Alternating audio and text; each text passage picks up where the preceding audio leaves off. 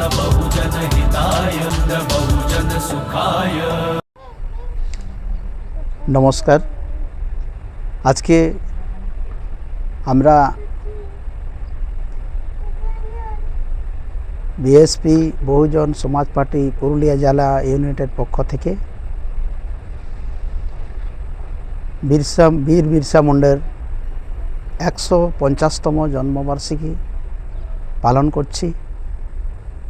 তাতে প্রথমে আমি জানাই বাবা বিরসা মুন্ডার প্রণামে শতকোটি প্রণাম। সাথে সাথে আজকের এই অনুষ্ঠানটিতে উপস্থিত আমাদের রাজ্য সভাপতি মহাশয় মনোজ হাওলাদার এবং ওনার সহসঙ্গী, সাথে আমাদের বিএসপির পুরুলিয়া জেলা ইউনিটের কর্মীবৃন্দ, সবাইকে আমার এই বিরসা মুন্ডার জন্মজয়ন্তীতে নমস্কার, ধন্যবাদ এবং অভিনন্দন জানাই।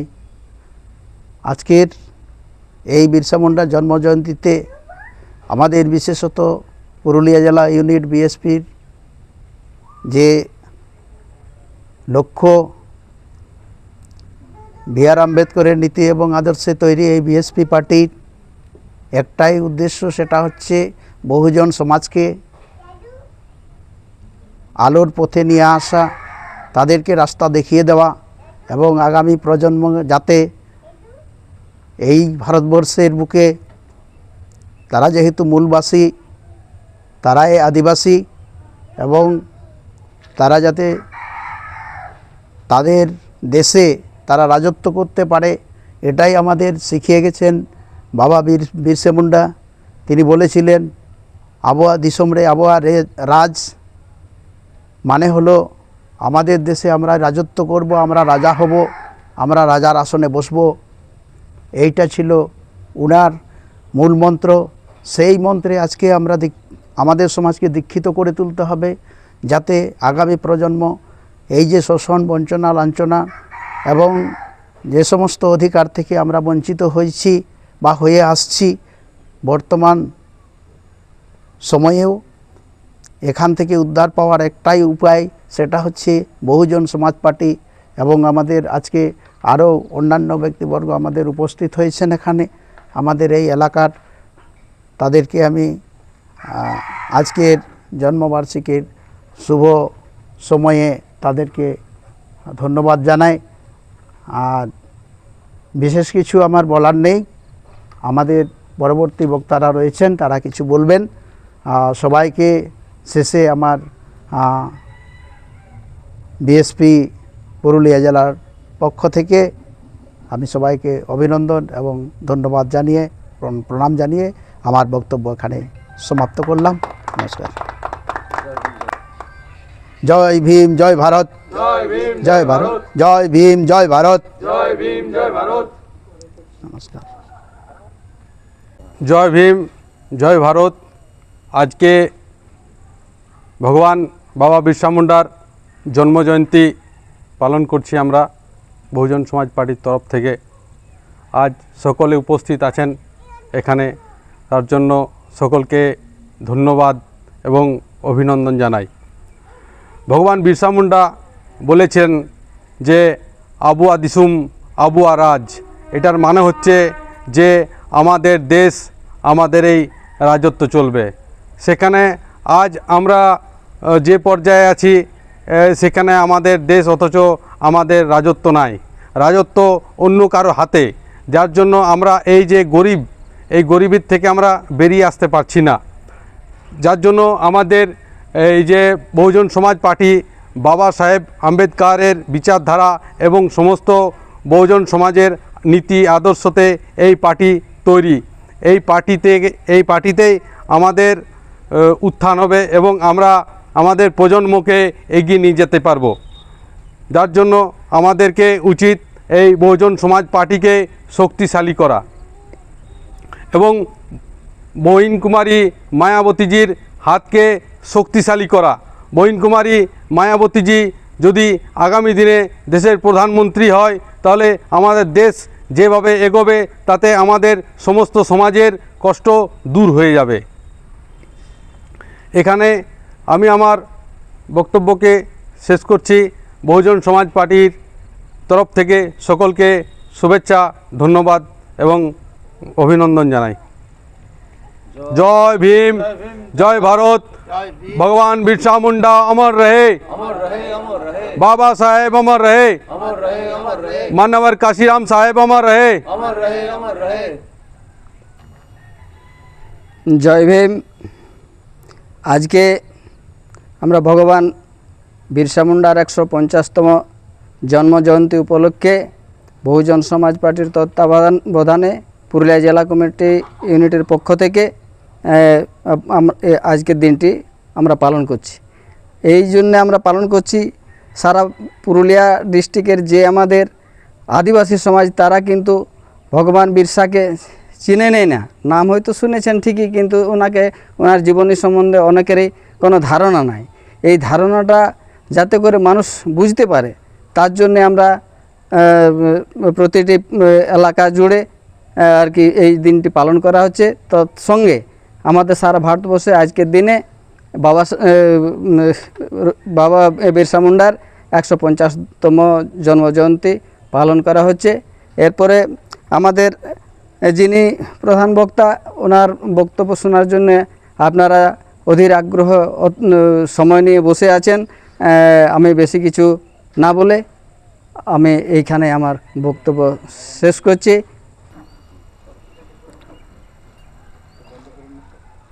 সর্বপ্রথমে বাবা সাহেব আম্বেদকরকে ও মাননীয় কানসিয়ামজিকে আমার শতকোটি প্রণাম জানিয়ে বহুজন সমাজ পার্টির সর্বভারতীয় সভানেত্রী মাননীয়া বহিনজিকে আমার প্রণাম জানাই। এছাড়া আজকের পুরুলিয়া জেলার তরফ থেকে আমাদের মাননীয় বিরসা মুন্ডা যে 150তম জন্মজয়ন্তী পালনের উদ্যোগ নিয়েছে, এর জন্য তাদেরকে অশেষ ধন্যবাদ জানাই। তো প্রথমে আমি বলতে চাই যে আমরা যাকে আদিবাসী সমাজ ভগবান বিরসা মুন্ডা বলে যাকে বলেন, তিনি বিশেষ করে আদিবাসী সমাজকে দেখিয়েছেন খুব অল্প বয়সে। যে বয়সে মানুষে লেখাপড়া, আড্ডা, গল্প করে, আড্ডা মেরে বেড়ায়, সেই বয়সে তিনি দেখিয়েছেন যে তাদের সমাজের উপর অন্যায় অত্যাচারের প্রতিবাদে দেশের যে সরকার, সেই সরকারের বিরুদ্ধে লড়াই করার যে প্রেরণা, সেই প্রেরণা তিনি দিয়ে গেছেন। এবং তিনি খুব অল্প বয়সে, মাত্র 25 বছর বয়সে তিনি আমাদের ছেড়ে চলে গেছেন। কিন্তু তার এই সামান্য যে বয়সে যে কাজ করে গেছেন, সেই কাজ আমরা কিন্তু আজকে তিনি চলে যাওয়ার প্রায় 150 বছর, তারপরেও তারকে আমরা স্মরণ করছি কেন? তিনি বিরাট পণ্ডিত ছিলেন, বিরাট কিছু না, তিনি এই সমাজের জন্য লড়াই করার জন্য আদিবাসী সমাজে যে অন্যায় এই দেশে সেই সময়কার সরকার যে করেছিলেন তার প্রতিবাদ করেছিলেন। এবং তিনি বলছেন যে আমরা যদি তার ভাষায়, তার যে আদিবাসী সমাজের ভাষা, সেই ভাষায় তিনি বলেছেন যে আমরা যদি এই দেশে রাজা হই, শাসক হই, তাহলে আমাদের সমাজে উন্নতি হবে।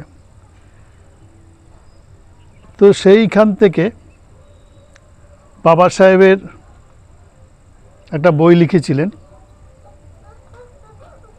জাত ব্যবস্থার বিলুপ্তি, যাকে বাংলায় তিনি ইংরেজিতে লিখেছেন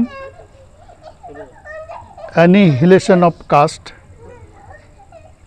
কীভাবে জাত ব্যবস্থা বিলুপ্তি করা যায়।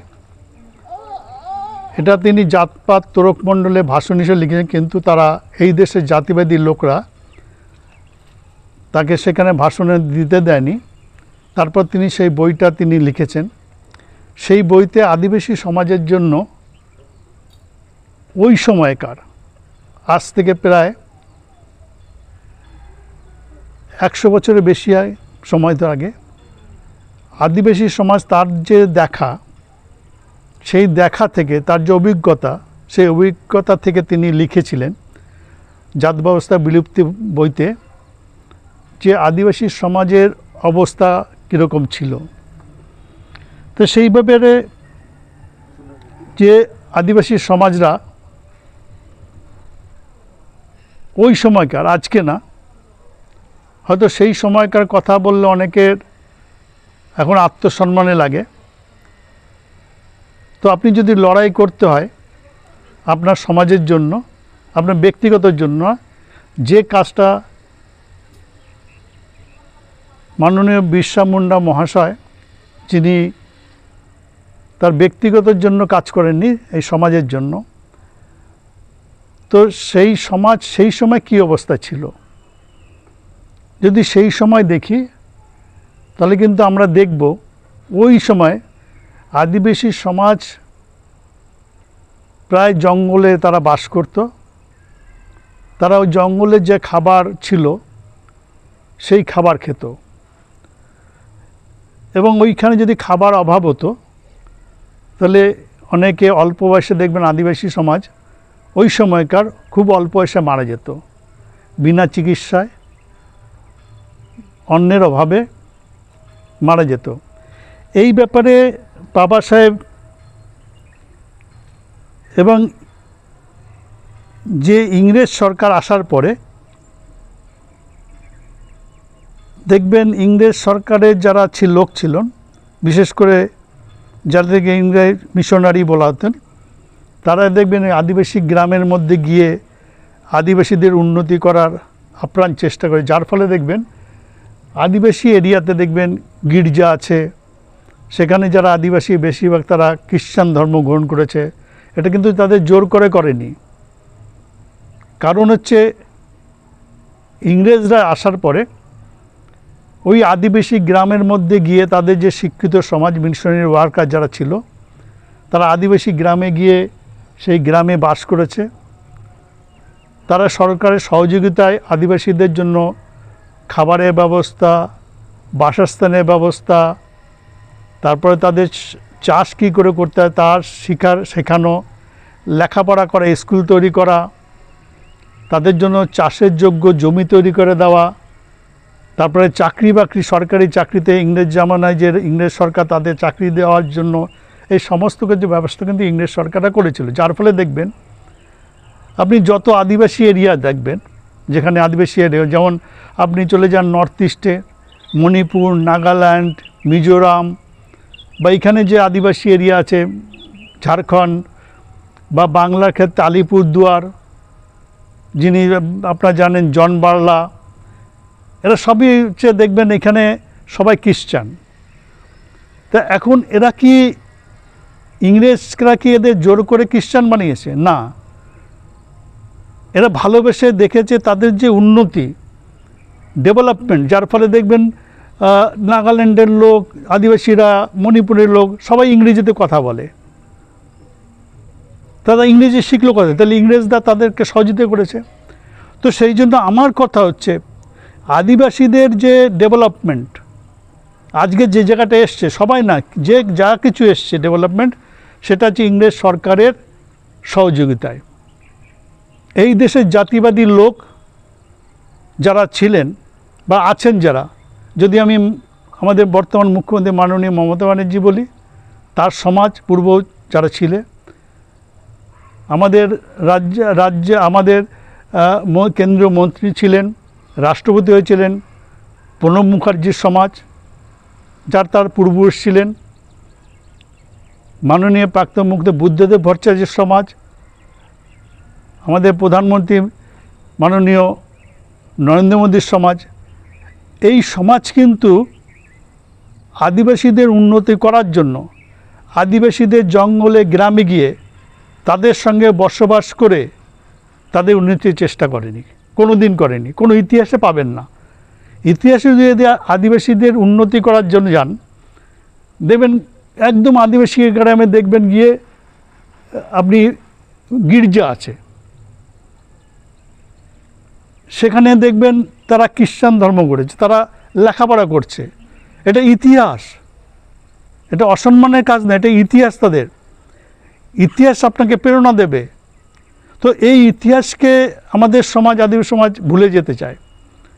তাদের বিভিন্ন জাতিবাদী লোকরা, মৌলবাদীরা গ্রাম বলে, সেই জন্য বাবা সাহেবের যে বই, সেই বই থেকে বলতে যে বাবা সাহেব বলছেন যে আদিবাসীদের যে জাতবস্তা বিলিতে লিখেছেন, দেশের যেমন ধরেন মমতা ব্যানার্জি সমাজ বলেন, মোদি বলেন, আজকে RSS বলছে, হিন্দু সমাজ বলছে, তারা বলছে আমরা অনেক দিন আগের থেকে আমরা শিক্ষিত ও যোগ্য এবং উন্নত সমাজের লোক আমরা, দেখবেন বলছে। কিন্তু আমাদের ইতিহাস পুরনো, যোগ্য ইতিহাস, সনাতন ধর্ম বলছে। তো আমরা বলতে চাই, যারা এই দেশে এত যোগ্য, তাদের সমাজ এত উন্নত, সেই উন্নত সমাজের মধ্যে আদিবাসীদের অনুন্নত কেন? বাবা সাহেব কোশ্চেন করেছে। যারা বলে যে তারা খুব সাংস্কৃতিক লোক, উন্নত সমাজ, যেমন আমাদের মুখ্যমন্ত্রী মানে মমতা ব্যানার্জির কথা বলেন, মোদির কথা বলেন, RSS কথা বলেন, তারা বলে তারা নাকি অনেক উন্নত আগের সমাজের লোক। তাহলে সেই ভারতবর্ষে আদিবাসী বলে যে সমাজ, তারা পিছিয়ে আছে কেন? তারা উন্নত কেন না? কারণ বাবা সাহেব ব্যাখ্যা করেছেন যে যে এই যে উন্নত হয়নি, প্রাচীন উন্নত দেশে বাস করে, কারণ ওরা বলছে প্রাচীন, তারা উন্নত দেশে কথা বলছে, তারা বাস করে। তো এই আদিবাসী সমাজ অনুন্নত কেন, এটা বলছেন বাবা সাহেব। যে এই যে আদিবাসী সমাজের জীবনের দুঃখ দুর্দশার সঙ্গে পৃথিবীর অন্য কোনো জাতির সঙ্গে, অন্য কোনো সমাজের সঙ্গে কিন্তু মেলে না। তাদের সম্মানজনক উপায়ে জীবনযাপন নির্বাহ করার পথ দেখানো হয়নি কেন? এখনও তো বলছে আদিবাসীরা পিছিয়ে আছে। তো যারা বলছে তারা উন্নত সমাজ, দেশকে উন্নত করেছে, সেই উন্নত দেশের, উন্নত সমাজের কেন আদিবাসীরা অনুন্নত, পিছিয়ে আছে? এবং এই দেশে উন্নত সমাজের যারা লোক, জাতিবাদী লোক যারা, যাদেরকে মনুবাদী বলে কেউ, যাদেরকে কেউ বলে ব্রাহ্মণ্যবাদী, তারা বলছে যে এদের অনুন্নত কারণ হচ্ছে এদের মূর্খ। এরা, বাবা সাহেব বলছে যে এই দেশে জাতিবাদী লোকরা বলছে যে আদিবাসীরা উন্নত হয়নি কেন, এরা মূর্খ এবং এরা ভালো জীবনযাপন, ভদ্র জীবনযাপন করতেও অভ্যস্ত নয়। কিন্তু হিন্দুরা স্বীকার করবে, বাবা সাহেব বলছে হিন্দুরা স্বীকার করবেন না যে ভারতবর্ষে আদিবাসী সমাজ অনুন্নত অবস্থায় রয়েছে। তার কারণ হিন্দুরা আদিবাসীদের উন্নতি করার কোনো চেষ্টা করেনি। এটা বাবা সাহেব বলছেন। কোথায় বলছেন? জাত ব্যবস্থা বিলুপ্তি বলছেন। যে তাদের শিক্ষার জন্য, সুনাগরিক করে তোলার জন্য, তাদের চিকিৎসার জন্য কোনো চেষ্টা করেনি এই দেশের যারা হিন্দু সমাজ বা যারা বলে উন্নত তারা। কিন্তু খ্রিস্টান মিশনারিরা আদিবাসীদের জন্য, উন্নতি করার জন্য যেভাবে কাজ করেছে, হিন্দুরা ইচ্ছা করলে কি সেইভাবে কাজ করতে পারত? এটা বাবা সাহেবের কোশ্চেন, বাবা সাহেবের বইতে লিখছে যে ইংরেজরা আদিবাসী উন্নতি করার জন্য যেভাবে কাজ করেছে, তো হিন্দুরা যারা বলছে সনাতনীরা, তারা কি এই আদিবাসীদের উন্নতি করার জন্য তারা কি কাজ করতে পারত? বাবা সাহেব বলছেন যে আমি বলতে চাই যে হিন্দুরা সেই কাজ করতে পারত না। কেন? আদিবাসীদের উন্নতি করার অর্থ হলো তাদেরকে আপন করে গ্রহণ করা, মানে তাদেরকে আপন করে গ্রহণ করা, তাদের মধ্যে বসবাস করা, তাদের প্রতি বন্ধুসুলভ ব্যবহার করা, সংক্ষেপে তাদের ভালোবাসা। একজন হিন্দু পক্ষে এই কাজ করা কেমন করে সম্ভব? কে বলছেন? এটা বাবা সাহেব। এই যে কথাগুলো বলছি, এটা বাবা সাহেবের জাত ব্যবস্থা বিলুপ্ত বই থেকে লেখা আছে, যে একজন হিন্দুর সারা জীবনের সাধনা হলো তার জাতকে বাঁচিয়ে রাখা। জাত হলো তার মূল্যবান সম্পদ, এবং যে কোনো ত্যাগের বিনিময় একজন হিন্দু তার জাত নামক সম্পদকে অবশ্যই রক্ষা করবে। মানে সে কোনো কিছুর পরিবর্তে সে জাতকে খোয়াতে রাজি না।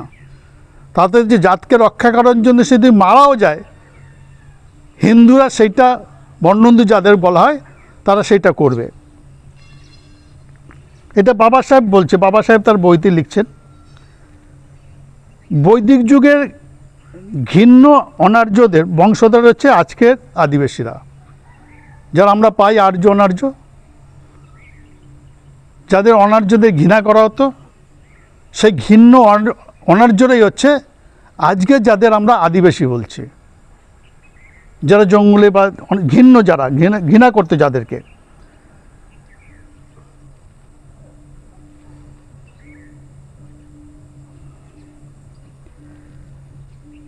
কারণ হলো একজন হিন্দু প্রতি মানব সমাজের প্রতি সভ্য মানুষের কর্তব্য আছে। একজন হিন্দুকে ও শিক্ষা দেওয়া কঠিন, মানে একজন, বাবা সাহেব বলছে, একজন হিন্দুকে শিক্ষা দেওয়া কঠিন। কারণ হলো এই যে কোনো কর্তব্যই একজন হিন্দুকে তার জাত রক্ষার কর্তব্য বোধ থেকে এক পাও নড়তে সমর্থন হবে না, সমর্থন আমরা করতে পারবো না, বাবা সাহেব বলছে। সুতরাং জাত ব্যবস্থাই হলো প্রকৃত কারণ, যার জন্য হিন্দুরা উন্নত সমাজের মাঝখানে আদিবাসীদের অনুন্নত করে রেখেছে। তার জন্য হিন্দুদের কোনো লজ্জা, দুঃখ বা অনুশোচনা নেই। হিন্দুরা এখন উপলব্ধি করতে পারেনি যে আদিবাসীরা অবিভক্ত একটা বিপদের, আগামী দিনে যখন এরা বুঝবে তখন তাদের কাছে একটা বিপদের, এটা বাবা সাহেব বলছে। এবং এই ব্যাপারে একটা বই লিখেছেন ছোটনাগপুরে 1872 সালে। তার মানে 3 বছর পরে আমাদের, যাকে আমরা ভগবান বিরসা মুন্ডা বলি, তার 3 বছর পরে তার জন্ম হয়েছিলেন 1875 সালে। তো 1872 সালে বিখ্যাত ছোটনাগপুর বৃত্তান্ত লিখছেন একজন কমিশনার। কমিশনার নাম হচ্ছে কর্নেল এডওয়ার্ড ডাল্টন। তখন ইংরেজ রাজা ছিল, ইংরেজ রাজার যে কমিশনার ছিল ছোটনাগপুরের, তার নাম হচ্ছে কর্নেল এডওয়ার্ড ডাল্টন।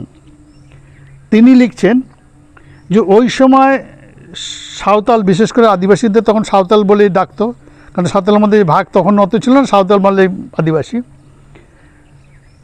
সাঁওতাল সম্প্রদায় মানে আদিবাসী সম্প্রদায়ের মধ্যে একটা খুঁতখুঁতে ভাব ছিল। তারা খুঁতখুঁতে বাজ বিচার ছিল না, মানে খুঁতখুঁতে ভাব, বাজ বিচার করা, এরটা খাবো না, এটা ছিল না। কিন্তু হিন্দুরা রান্না ভাত কিছুতে সাঁওতাল সমাজ মানে আদিবাসী সমাজ খায় না। মানে আদিবাসীরা মানে এরটা ছোবো না, ওরটা খাবো না, এটা ছিল না। কিন্তু ব্রাহ্মণ সমাজের কাছে কোনো জিনিস তারা খেতে রাজি না, ছিল না ওই সময়। এটা কত 1872 সালে কমিশনার, ছোটনাগপুরের কমিশনার কর্নেল এডওয়ার্ড ডাল্টন লিখছে তার বইতে যে 1866 সালে একটা দুর্ভিক্ষ হয়েছিল ভারতবর্ষে, বিশেষ করে ছোট্টমাই অঞ্চলে। সেই দুর্ভিক্ষ পীড়িত কষ্ট লাঘব করার জন্য, যাতে মানুষ না খেয়ে মারা না যায়, তার জন্য সরকার একটা ত্রাণ কেন্দ্র খুলেছিলেন। ইংরেজ সরকার একটা ত্রাণ কেন্দ্র, বিভিন্ন জায়গায় ত্রাণ কেন্দ্র, যাতে আদিবাসীরা যারা দুর্ভিক্ষে, মানে যে দুর্ভিক্ষ হয়েছিল, সে দুর্ভিক্ষে যাতে না মারা যান, তারা তো বিভিন্ন জায়গায় ত্রাণ লিখেছেন যে খাবার তাদের লোকদের দেওয়ার জন্য। ইংরেজ সরকার রান্না করা খাবার বিতরণ করার উদ্যোগ নেয় যাতে লোক মারা না যায়। সরকারের ধারণা ছিল যে ব্রাহ্মণদের রান্না করা খাবার সকল জাতের লোকরা খাবে, মনোপুত, কারণ ব্রাহ্মণদের রান্না সবাই খায়।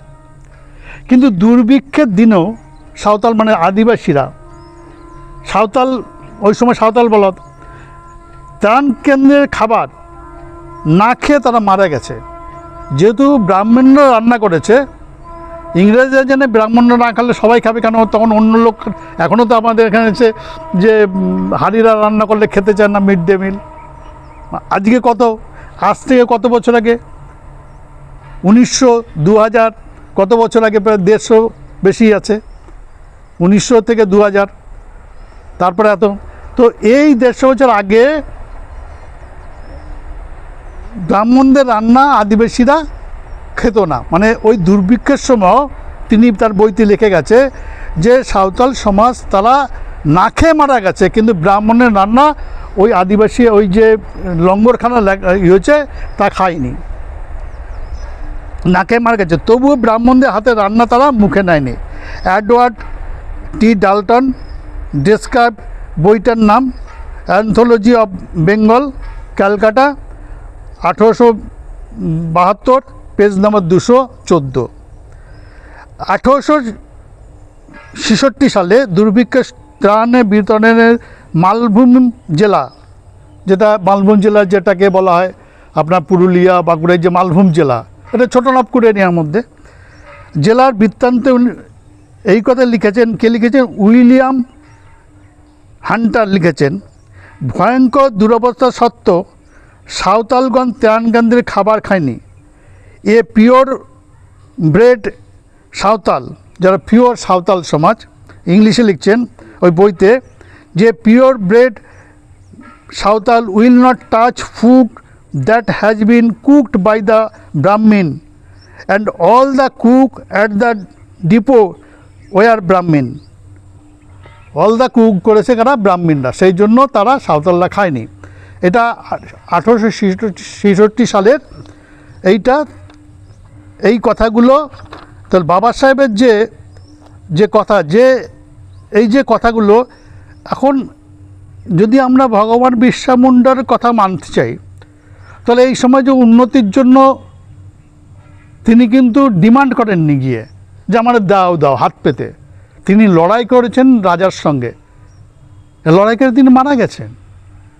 তো আমাদের বুঝতে হবে যে তার সম্মানার্থে তার নির্দেশ, সেটা বাবা সাহেব বলে গেছেন।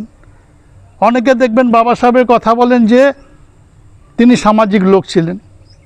আচ্ছা আপনি বলেন তো, বাবা সাহেব যখন ভারতবর্ষে আসেন, কাজ করেন 17 সালে পরে, তখন তিনি প্রথম কিন্তু বম্বে যে প্রদেশ ছিল, সেই প্রদেশের গভর্নর যে কাউন্সিলের মেম্বার ছিলেন, যাতে MLA বলা হতো, তখন মেম্বার অফ কাউন্সিল বলা হতো, পলিটিক্স ছিলেন। বাবা সাহেব আম্বেদকর অনেকবার ইলেকশন লড়েছেন, নির্বাচনে, MLA-তে, MP-তে। 1954 সালে স্বাধীনতার পরে, 1952, তারপরে 1954 সালে লড়াই করেছেন। বাবা সাহেব প্রথম লেবার পার্টি তৈরি করেছেন, রাজনৈতিক দল। তারপরে তিনি শিডিউল কাস্ট ফেডারেশন তৈরি করেছেন, লেবার পার্টি তৈরি করে ইলেকশন লড়াই করেছেন। তারপরে লেবার পার্টি তৈরি করে ইলেকশন লড়াই করেছেন, এবং আপনারা জানেন মহাপ্রাণ যোগেন্দ্রনাথ মণ্ডল সেই ইলেকশনের লেবার পার্টি এই শিডিউল কাস্ট ফেডারেশনের ক্যান্ডিডেট হয়ে এখান থেকে জিতেছেন 46 সালে। এবং তারপর তিনি RPI করেছেন। তারপরে স্বাধীনতার পরে তিনি 52 সালে ইলেকশন লড়েছেন বোম্বে থেকে লোকসভার। তারপর তিনি 54 সালে বাই ইলেকশন ভান্ডারা থেকে মহারাষ্ট্রে লড়েছেন। তো তার সারা জীবন হচ্ছে রাজনীতি ছাড়া কিছু না, এবং তার কথা হচ্ছে মাত্র রাজনীতি ছাড়া কিছু না। এখন আমরা তাকে সামাজিক লোক বলি, যে বাবা সাহেব সামাজিক লোক ছিল। তো আমি আরএসপির মানে মনোজ মজুমদার ছিলেন, তিনি এই কথা আমাকে বলেছিলেন একটা প্রোগ্রামে গিয়ে।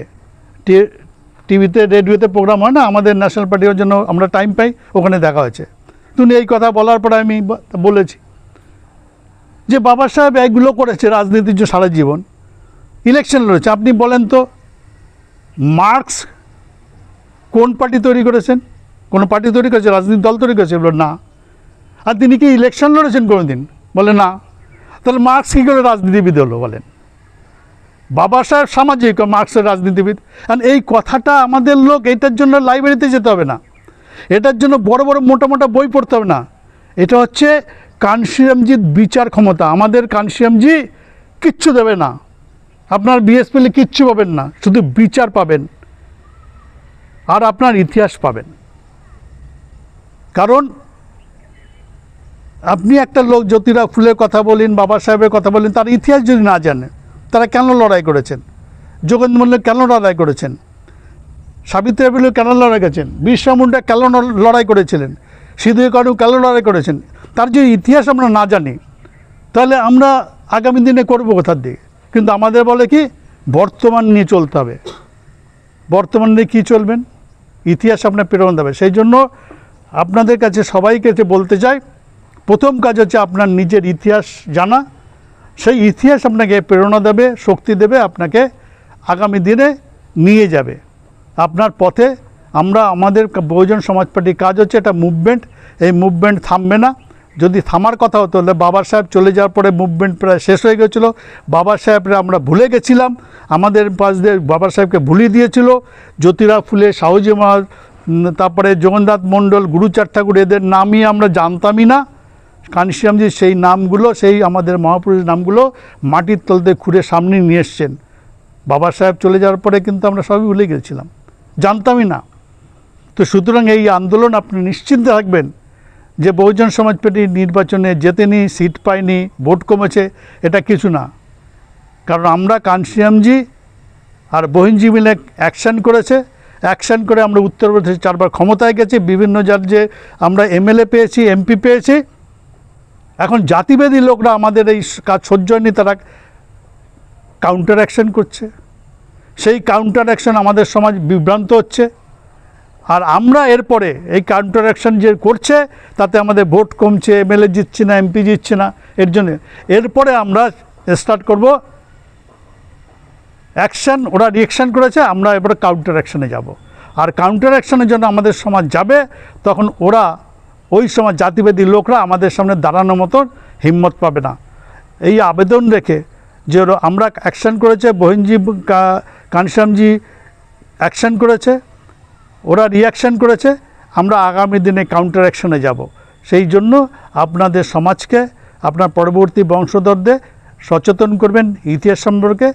এই সচেতন করার পরে আমরা এই মুভমেন্টে আগামী দিনে এগোবো, এই আশা আকাঙ্ক্ষা রেখে আজকে আবার আমাদের যেটা আমাদের মাননীয় যে বিরসা মুন্ডা, তাকে আমার সশ্রদ্ধ প্রণাম জানিয়ে এই বক্তব্য শেষ করছি। জয় ভীম, জয় ভারত। জয় ভীম, জয় ভারত। জয় ভীম, জয় ভারত। জয় ভীম, জয় ভারত। জয় ভীম, জয় ভারত। জয় ভীম, জয় ভারত। জয় ভীম, জয় ভারত। জয় ভীম, জয় ভারত। জয় ভীম, জয় ভারত। জয় ভীম, জয় ভারত। জয় ভীম, জয় ভারত। জয় ভীম, জয় ভারত। জয় ভীম, জয় ভারত। জয় ভীম, জয় ভারত। জয় ভীম, জয় ভারত। জয় ভীম, জয় ভারত। জয় ভীম।